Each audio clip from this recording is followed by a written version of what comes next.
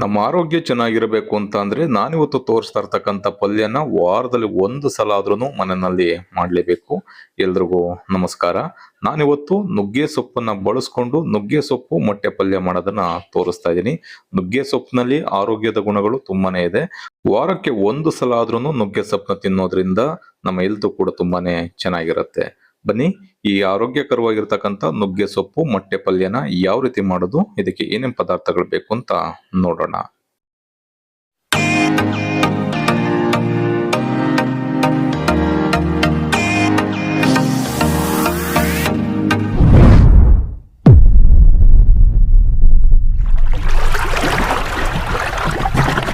ನುಗ್ಗೆ ಸೊಪ್ಪಿನ ಮೊಟ್ಟೆ ಪಲ್ಯ ಮಾಡೋದಕ್ಕೆ ಒಂದು ಕಡಾಯಿನ ಬಿಸಿಯಾಗಿ ಇಟ್ಕೊಂಡು ಇದಕ್ಕೊಂದು 2 ಟೇಬಲ್ ಸ್ಪೂನ್ ಅಷ್ಟು ಎಣ್ಣೆ ಸೇರಿಸ್ಕೊಳ್ಳೋಣ.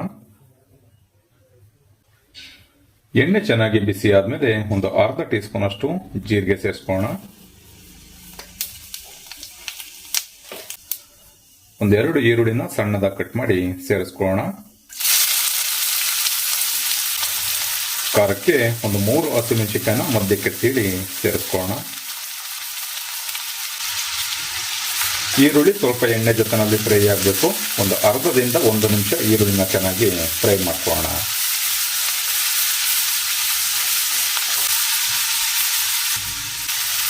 ಈರುಳ್ಳಿ ಫ್ರೈ ಆದ ನಂತರ ಇದಕ್ಕೆ ಸ್ವಲ್ಪ ಕಾಳು ಮೆಣಸಿನ ಪುಡಿ ಹಾಗೆ ಸ್ವಲ್ಪ ಅರಿಶಿಣದ ಪುಡಿನ ಸೇರಿಸ್ಕೊಳ್ಳೋಣ.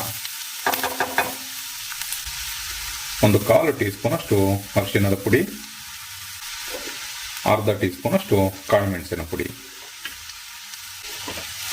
ಮತ್ತೆ ಚೆನ್ನಾಗಿ ಒಂದು ಅರ್ಧ ನಿಮಿಷ ಫ್ರೈ ಮಾಡ್ಕೊಳ್ಳೋಣ.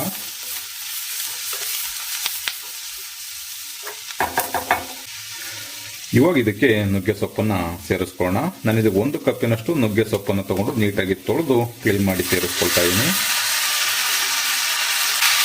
ಈಗ ಸೊಪ್ಪನ್ನು ಸ್ವಲ್ಪ ಒಗ್ಗರಣೆ ಜೊತೆನಲ್ಲಿ ಬಾಡಿಸ್ಕೊಳ್ಳೋಣ. ಒಂದು 4 ರಿಂದ 5 ನಿಮಿಷ ಸೊಪ್ಪನ್ನು ಚೆನ್ನಾಗಿ ಫ್ರೈ ಮಾಡ್ಕೋಬೇಕಾಗತ್ತೆ. ಅದಾದ ನಂತರ ಸ್ವಲ್ಪ ಮಸಾಲ ಪದಾರ್ಥಗಳನ್ನ ಇದಕ್ಕೆ ಸೇರಿಸ್ಕೋಬೇಕು. ಈಗ ಲಿಡ್ ಕ್ಲೋಸ್ ಮಾಡಿ ಮತ್ತೆ 1 ರಿಂದ 2 ಬಾರಿ ಮಿಕ್ಸ್ ಮಾಡಿಕೊಂಡು ಒಂದು 4 ರಿಂದ 5 ನಿಮಿಷ ಫ್ರೈ ಮಾಡ್ಕೊಳ್ಳೋಣ.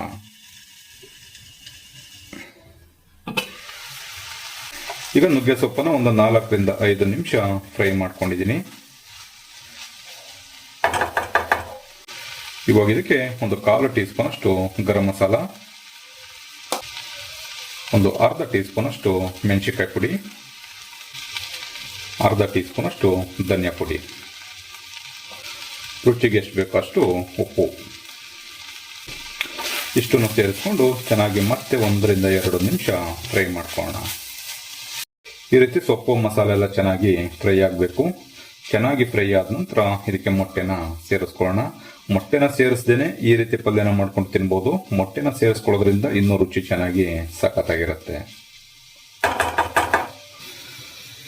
ನಾನಿಲ್ಲಿ ಒಂದು 6 ಮೊಟ್ಟೆನ ಒಂದು ಬೌಲ್ಗೆ ಒಡೆದು ಸೇರಿಸ್ಕೊಂಡಿದ್ದೆ. ಈಗ 6 ಮೊಟ್ಟೆನೂ ಕೂಡ ಇದಕ್ಕೆ ಸೇರಿಸ್ಕೊಳ್ತಾ ಇದ್ದೀನಿ. ಈಗ ಸ್ಟವ್ನ ಲೋ ಫ್ಲೇಮ್ನಲ್ಲಿ ಇಟ್ಕೊಂಡು ಮೊಟ್ಟೆನ ಚೆನ್ನಾಗಿ ಒಂದು 3 ರಿಂದ 4 ನಿಮಿಷ ಎಳೆಯ ಕಾವ್ನಲ್ಲೇ ಫ್ರೈ ಮಾಡ್ಕೊಳ್ಳೋಣ.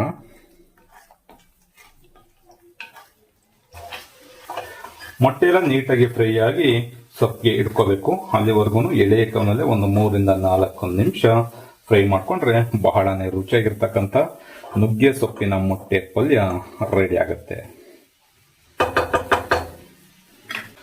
ನೋಡ್ಬೋದು ಎಷ್ಟು ಸಖತ್ತಾಗಿರ್ತಕ್ಕಂಥ ನುಗ್ಗೆ ಸೊಪ್ಪಿನ ಪಲ್ಯ ರೆಡಿ ಆಗಿದೆ ಅಂತ. ಈ ರೀತಿ ಮೊಟ್ಟೆನ ಸೇರಿಸ್ಕೊಂಡು ಮಾಡ್ಕೊಳ್ಳೋದ್ರಿಂದ ರುಚಿ ನಿಮಗೆ ಬಹಳನೇ ಸಖತ್ತಾಗಿರುತ್ತೆ. ಅಥವಾ ನೀವೇನಾದ್ರು ರಸಮ್ಮು, ತಿಳಿಸಾರು, ಬಸ್ಸಾರನ್ನ ಮಾಡ್ಕೊಂಡಾಗ ಈ ರೀತಿ ಪಲ್ಯನ ಮಾಡ್ಕೊಂಡು ಬಿಸಿ ಬಿಸಿ ಮುದ್ದೆ ಜೊತೆಗೆ ಮಾಡ್ಕೊಳ್ಳಿ, ಬಹಳನೇ ಸಖತ್ತಾಗಿರುತ್ತೆ. ನೋಡಿದ್ರಲ್ಲ ಸ್ನೇಹಿತರೆ, ಆರೋಗ್ಯಕರವಾಗಿರ್ತಕ್ಕಂಥ ನುಗ್ಗೆ ಸೊಪ್ಪು ಮೊಟ್ಟೆ ಪಲ್ಯನ ಯಾವ ರೀತಿ ಮಾಡೋದು ಅಂತ ತೋರಿಸಿದ್ದೀನಿ. ಈ ರೆಸಿಪಿ ನಿಮಗೆ ಇಷ್ಟ ಆಯ್ತು ಅಂತ ಅನ್ಕೊಳ್ತೀನಿ. ಇಷ್ಟ ಆಗಿದ್ರೆ ನಿಮ್ಮ ಫ್ರೆಂಡ್ಸ್ ಅಂಡ್ ಫ್ಯಾಮಿಲಿಗೆ ಶೇರ್ ಮಾಡಿ. ನೀವೇನಾದ್ರೂ ಹೊಸದಾಗಿ ನಮ್ಮ ಚಾನಲ್ನ ನೋಡ್ತಾ ಇದ್ದು ಸಬ್ಸ್ಕ್ರೈಬ್ ಮಾಡ್ಕೊಂಡಿಲ್ಲ ಅಂತಂದ್ರೆ ಸಬ್ಸ್ಕ್ರೈಬ್ ಮಾಡ್ಕೊಳ್ಳಿ. ಫೇಸ್ಬುಕ್ ಅಲ್ಲಿ ನೋಡ್ತಾ ಇದ್ರೆ ನಮ್ಮ ಸವಿರುಚಿ ರೆಸಿಪಿ ಫೇಸ್ಬುಕ್ ಪೇಜ್ ಇದೆ, ಅದನ್ನು ಕೂಡ ಫಾಲೋ ಮಾಡಿ. ಮರಿದೇನೆ ನೀವು ಕೂಡ ಒಂದು ಸಲ ಈ ರೆಸಿಪಿನ ಟ್ರೈ ಮಾಡಿ ಹೇಗಿತ್ತು ಕಮೆಂಟ್ ಮಾಡಿ. Thank you.